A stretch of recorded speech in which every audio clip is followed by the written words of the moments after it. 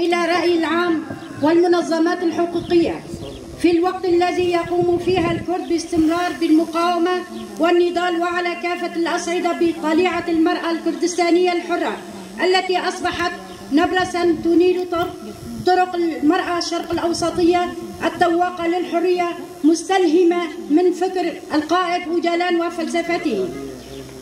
اتبعت منها نهجة لها نحو الحياة الحر، وأيضا نظمت نفسها على كافة الساحات وأثبتت بأنها قادرة على خلق الحياة النضالية جديدة، وتجاوزت بقدرتها الصعوبات وأثبتت للعالم بأنها ذو صوابة، وهي ماضية على درب الشهيدات اللواتي قدمنا نموذجا قل مثيلة في التاريخ القديم والحديث.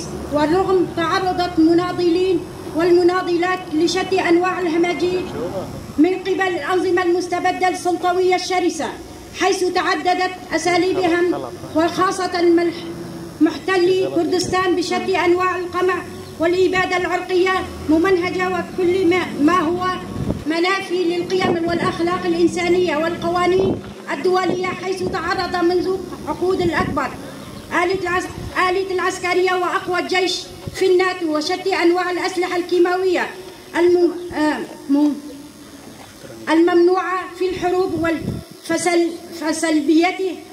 فأساليبها بعديد من معايير الأديان كلها، سواء كانت في فاشية الأنقرة أو نظام البعثي أو نظام المللي في طهران ذات الصيد في إعدامات ميدانية.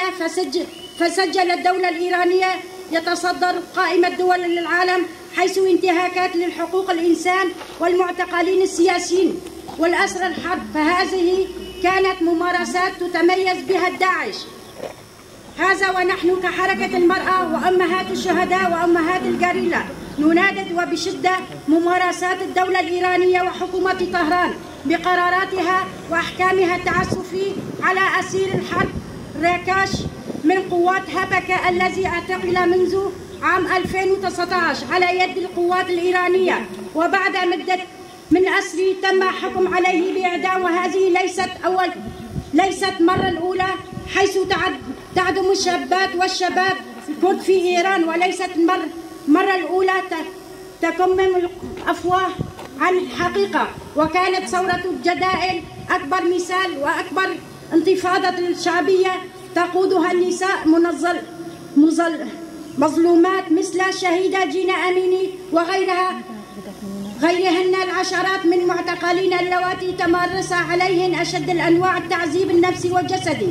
ولأن قوات الجريلة تعتبر حماية حامي كردستان، حيث هزمت القوات الظلامية الداعشية ودفعت الآلاف من الشهداء، فإن المقاتلين من قوات الدفاع الشعبي يتعرضن لهجمات عدوانية يوميا من قبل متآمرين الأتراك والإيرانيين.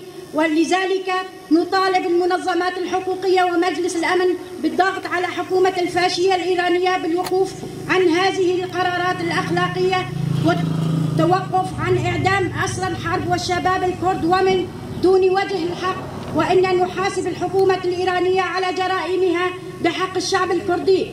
كما نناشد أبناء الشعب الكردي والمنظمات النسائية برفع وتيرة النضال الثوري وفضح جرائم الأنظمة الديكتاتورية حتى سقوط الفاشية ونشر راية الحرية بطليعة المرأة الحرة. الموت للنظام المللي في إيران، الموت للفاشية. عاشت جريلة حامية مقدسات الشعوب الشرق الأوسطية. حركة المرأة وأمهات جريلة لمقاطعة عفرين والشهباء 29/5/2024.